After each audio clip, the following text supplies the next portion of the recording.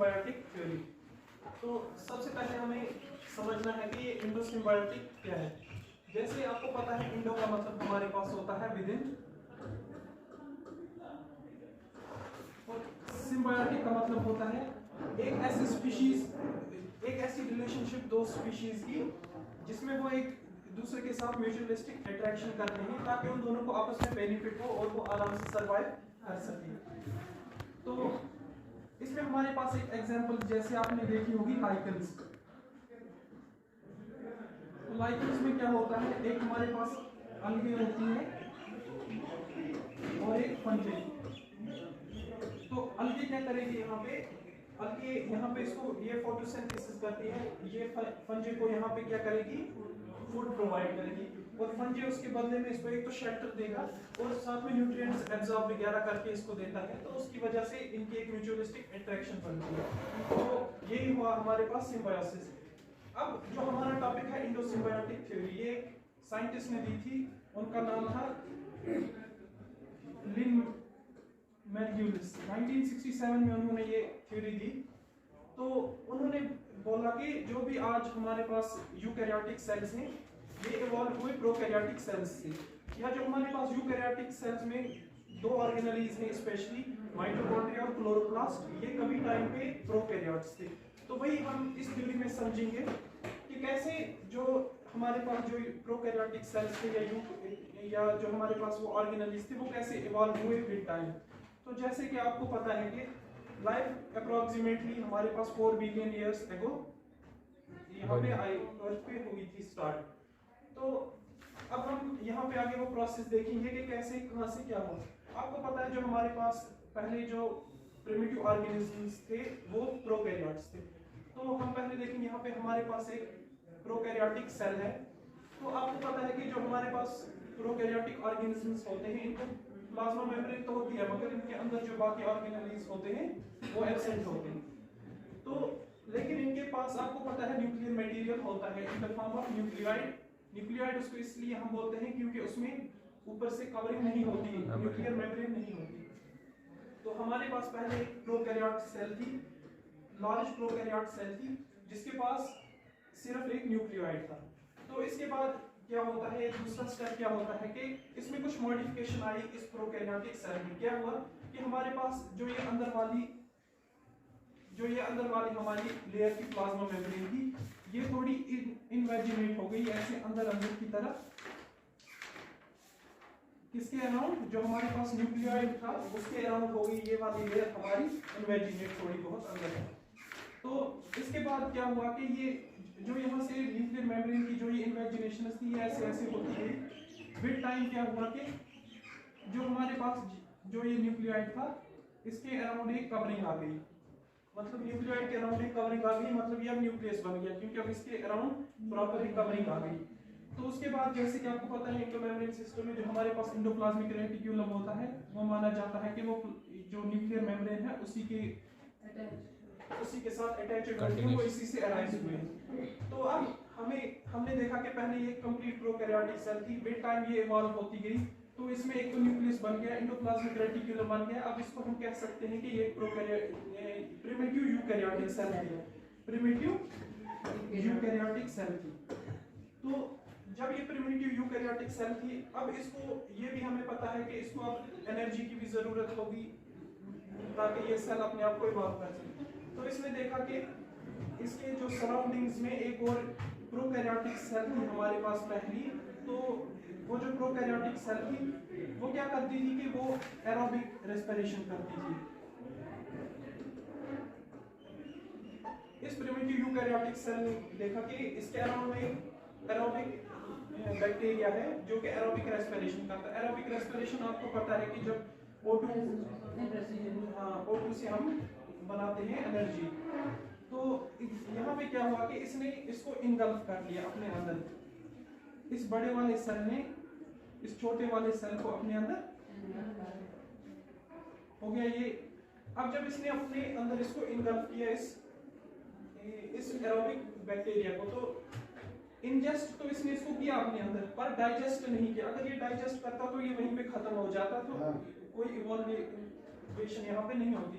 पर इसने क्या किया कि इसने अपने अंदर इसको इंजेस्ट किया पर डाइजेस्ट नहीं किया।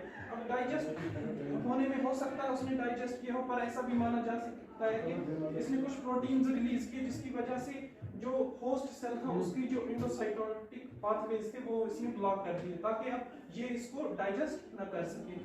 तो अब ये तो एटीपी बना रहा था जो हमारे पास एरोबिक बैक्टीरिया है, तो इसने इसको क्या दिया, energy the in the form of ATP. तो उसने उसके बदले में इसको शेल्टर दिया और कुछ सोर्सेज दिए जिसकी वजह से रिसोर्सेज जिसकी वजह से कि जो ये हमारे पास बाहर वाला जो प्रोकैरियोटिक एरोबिक प्रोकैरियोट सेल था ये यहाँ पे इस यूकैरियोट के अंदर सरवाइव कर सके। तो इसी तरीके से ये इवॉल्व होते होते जो ये एरोबिक बैक्टीरिया हमारा था ये बना क्या, माइटोकॉन्ड्रिया। ये यहाँ पे जाके माइटोकॉन्ड्रिया बनता है इस सेल के अंदर। अब कहाँ से हमने देखा, पहले सेल ने अपने आप को थोड़ा इवॉल्व किया, उसके बाद इसने एक एरोबिक बैक्टीरिया को अपने अंदर इन्वॉल्व किया, उसके बाद वो एरोबिक बैक्टीरिया इसको एटीपी देता है, ये उसको शेल्टर देता है और उसके साथ साथ जाके लास्ट पे यहाँ पे क्या होता है कि ये माइटोकॉन्ड्रिया में कन्वर्ट हो जाता है, क्योंकि माइटोकॉन्ड्रिया ही एटीपी हमारे अंदर भी बनाता है जैसे कि आपको पता है। तो इसके बाद अब वो हमें पढ़ना नहीं था, मैं बोलूंगा कि इसके बाद एक और बैक्टीरिया आया स्पाइरोजीट, जैसे कि आपको पता है उसकी कुछ ऐसी स्ट्रक्चर होती है, तो उसको भी इसने यहाँ पे किया। तो उसके बाद वो स्पाइरोजीट जो बैक्टीरिया था वो कन्वर्ट हो गया फ्लैजेला में यहाँ पे।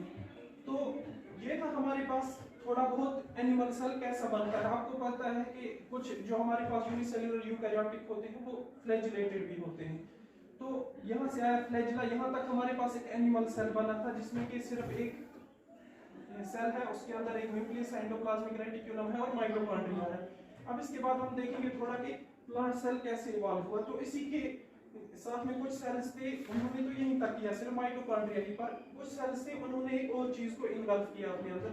तो कुछ यहाँ पे हम देखेंगे नई स्लाइड में। अब एक सेल है उसके अंदर अब न्यूक्लियस भी है, तो और उसके अंदर अब माइटोकॉन्ड्रिया भी है, ठीक है, एंडोप्लाज्मिक रेटिकुलम तो था ही। अब इस सेल ने क्या किया कि इसने एक और फोटोसिंथेटिक बैक्टीरिया को क्या किया, इनकल्फ किया। एक और सेल है हमारे पास यहाँ पे, तो इसको इसने क्या किया, ये था हमारे पास फोटोसिंथेटिक बैक्टीरिया, पहले वाला था हमारे पास एरोबिक बैक्टीरिया। अब ये वाला जो बैक्टीरिया हमारे पास ये है, अब हमारे पास कौन सा, फोटोसिंथेटिक बैक्टीरिया। अब इस फोटोसिंथेटिक बैक्टीरिया को जब इस सेल ने देखा, यूकैरियोटिक सेल ने, प्रिमिटिव यूकैरियोटिक सेल ने, तो इसने देखा कि ये बैक्टीरिया जो है हमारे पास ये करवाता है फोटोसिंथेसिस। जब इसने देखा कि अब मुझे एटीपी तो वो सेल दे रहा है, अब मुझे शुगर्स की भी जरूरत पड़ सकती है, तो वो मुझे ये प्रोवाइड करवा सकता है, तो इसने इस सेल को भी अपने अंदर इनकल्फ कर लिया।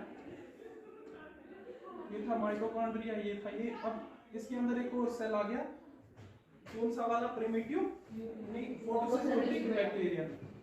तो जब ये सेल आया तो इस सेल ने भी इसको क्या किया, इस सेल ने इसको यहाँ पे फूड बना के देना स्टार्ट किया और इसने इसको भी शेल्टर और रिसोर्सेज दिए, क्योंकि जो ये एक तो एरोबिक बैक्टीरिया था और जो ये फोटोसिंथेटिक बैक्टीरिया था, इनको शेल्टर की जरूरत थी और इस सेल को एनर्जी की जरूरत थी और फूड की जरूरत थी। तो ऐसे ही जाके जो अब ये वाला जो फोटोसिंथेटिक बैक्टीरिया हमारे पास था ये कन्वर्ट हो गया हमारे पास क्लोरोप्लास्ट में, और जो हमारे पास यहाँ पे एरोबिक बैक्टीरिया था जो इससे पहले आया हुआ था वो कन्वर्ट हो गया था किसमें, माइटोकॉन्ड्रिया में। तो ये थी इंडोसिम्बायोटिक थ्योरी जो हमारे पास लेन मैर्ग्यूलिस ने दी हुई थी। तो अब लास्ट में हमें ये देखना है कि कौन सी हमें यहाँ पे साइंस मिलते हैं कि जो ये माइटोकॉन्ड्रिया और क्लोरोप्लास्ट है ये इसी से बने होंगे। तो इसके पास हमारे पास कुछ 2-3 एविडेंसेस हैं। एक तो जैसे कि आपको पता है कि जो माइटोकॉन्ड्रिया होता है और क्लोरोप्लास्ट, इसका जो सेल स्ट्रक्चर साइज होता है वो मेनली बराबर होता है किसके, प्रोकैरियोट्स के बराबर ही हो गया एक ये। और उसके बाद दूसरा आपको पता है कि हमारे पास जो प्रोकैरियोट्स हैं उनमें 70 टाइप ऑफ राइबोसोम्स होते हैं, तो जो कि 2 सब यूनिट्स के बने होते हैं, 40 एसिड 50 एसिड 58 30 एसिड। तो इसी तरीके से जो हमारे पास माइटोकॉन्ड्रिया है और क्लोरोप्लास्ट है, इनमें भी 50s और 30s मिलके एक 70s राइबोसोम्स बनाते हैं। और इसके बाद जो हमें पता है प्रोकैरियोटिक सेल है उनको या तो अंदर उनके या डीएनए होगा या आरएनए पर, और इसी तरीके से इनमें भी हमारे पास जेनेटिक मटेरियल देखने को मिलता है। तो यही कुछ एविडेंसेस हैं जिनके बेसिस पे हम ये कह सकते हैं कि जो हमारे पास जो प्रोकैरियोटिक सेल है वो यूकैरियोटिक में कन्वर्ट हुआ, या जो हमारे पास माइटोकॉन्ड्रिया और क्लोरोप्लास्ट है ये इवॉल्व हुए थे प्रोकैरियोट्स से।